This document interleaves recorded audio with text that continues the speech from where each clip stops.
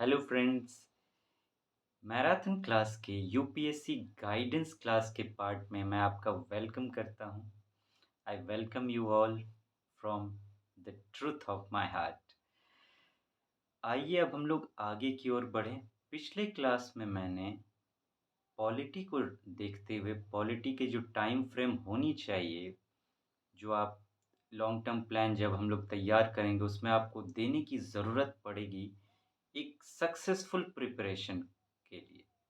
एक देखिए 2 तरह की प्रिपरेशन होती है, मैं बताते आ रहा हूँ आपको। एक आप इन्फॉर्मेटरी तैयारी कर लो कि हाँ, मेरा प्रिपेयर हो गया, जो सिलेबस है उसके अकॉर्डिंग मैंने इन्फॉर्मेशंस जुटा लिए। इतना पढ़ पढ़ लूँगा तो मैं बात बन जाएगी।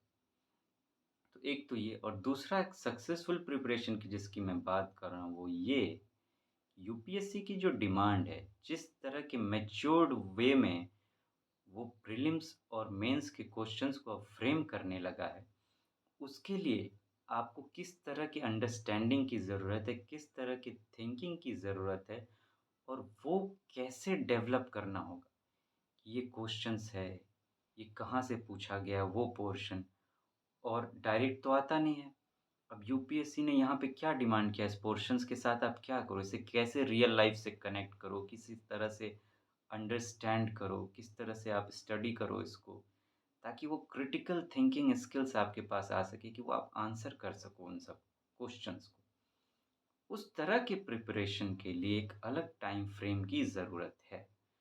तो उस पर हम लोग बात कर रहे हैं। आज बारी है इंटरनेशनल रिलेशंस पर बातें करने की।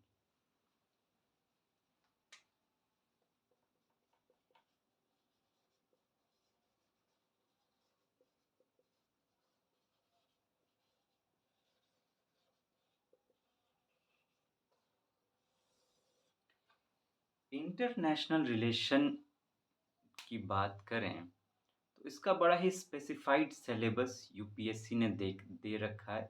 इसके लिए मुझे लगता है उन्होंने सफिशिएंट सिलेबस दे रखा है। कुछ यूनिक पोर्शंस हैं, वो जब हम लोग इसके प्रिपरेशन पे आएँगे तो बातें करेंगे, लेकिन मुझे लगता है स्पेसिफाइड सिलेबस उन्होंने दे रखा है। अगर इंटरनेशनल रिलेशन की बात करें कि टाइम फ्रेम हमें क्या लगाना चाहिए यहाँ पर, तो बड़े रिसर्च के बाद मैंने पाया है कि यूपीएससी जो क्वेश्चन पूछती है आईआर को लेकर, इंटरनेशनल रिलेशन को लेकर, वो मेनली करंट से होता है। क्योंकि इंटरनेशनल रिलेशंस में क्या है कि रिश्ते डेवलप होते रहते हैं, बदलते रहते हैं। किसी के साथ अभी मान लीजिए कुछ अच्छा चल रहा है, कुछ आपने ऐसा कर दिया तो रिश्ते खराब हो गए, तो वो डेवलप होता रहता है। तो यूपीएससी चाह के भी स्टैटिक क्वेश्चन नहीं पूछ सकती कि हाँ, इसका जो एक फैक्चुअल पार्ट है जो हमेशा एक जैसा रहता है उस पर हम पूछें। अगर आप उस पर पूछने गए, पता चला कि वो पहले बड़ा रोज़ी-रोज़ी था जब जहाँ से आप पूछ रहे हैं स्टैटिक पोर्शन, और अभी रिलेशंस बिल्कुल ख़राब हो गए।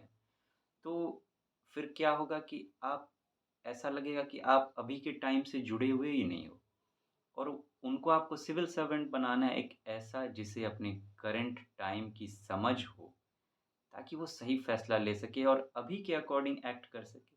आप अभी के सिविल सर्वेंट हो, लेकिन आपकी सोच स्टैटिक हुई पड़ी है, आप पास्ट में सोच रहे हो, तो फिर बात बनती नहीं। तो इसलिए इंटरनेशनल रिलेशन पर जो यूपीएससी के क्वेश्चन पूछने का पैटर्न है, वो मेनली फ्रॉम द करंट।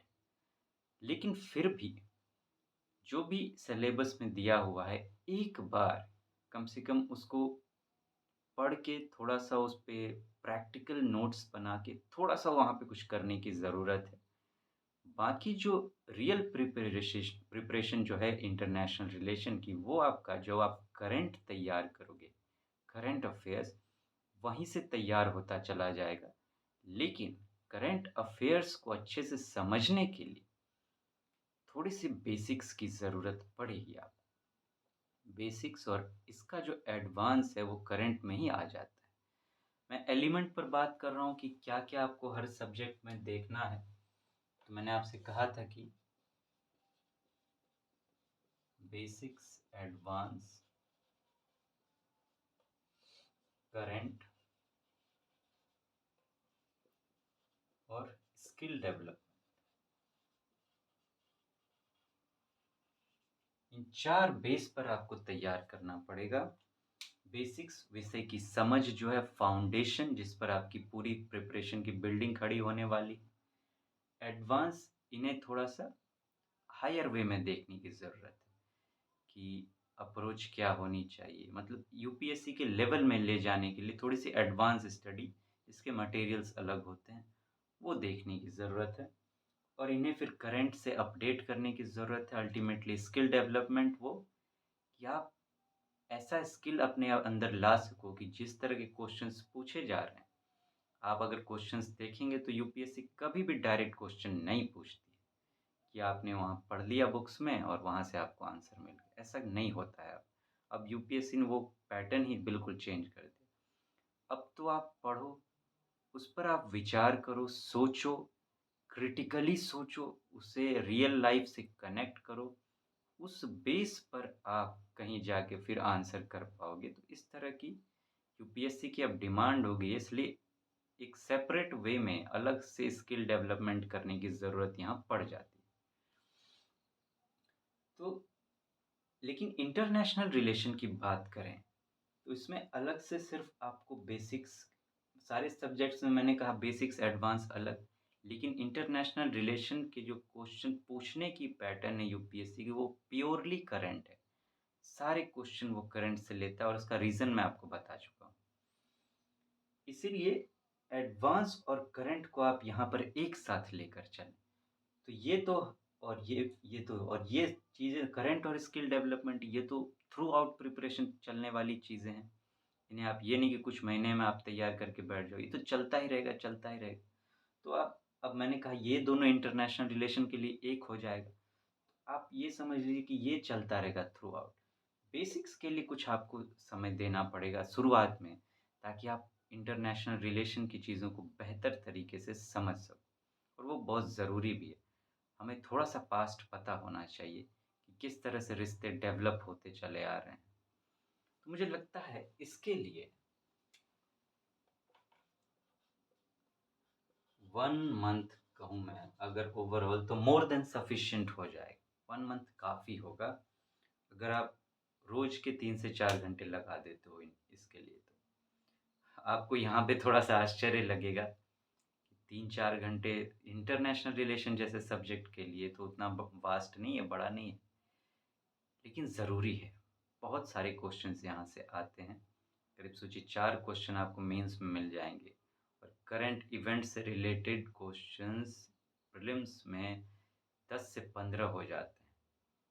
तो ज़रूरी है, ये पोर्शन भी बहुत ज़रूरी है। तो थोड़े से, और सक्सेसफुल प्रिपरेशन की मैं बात कर रहा हूँ।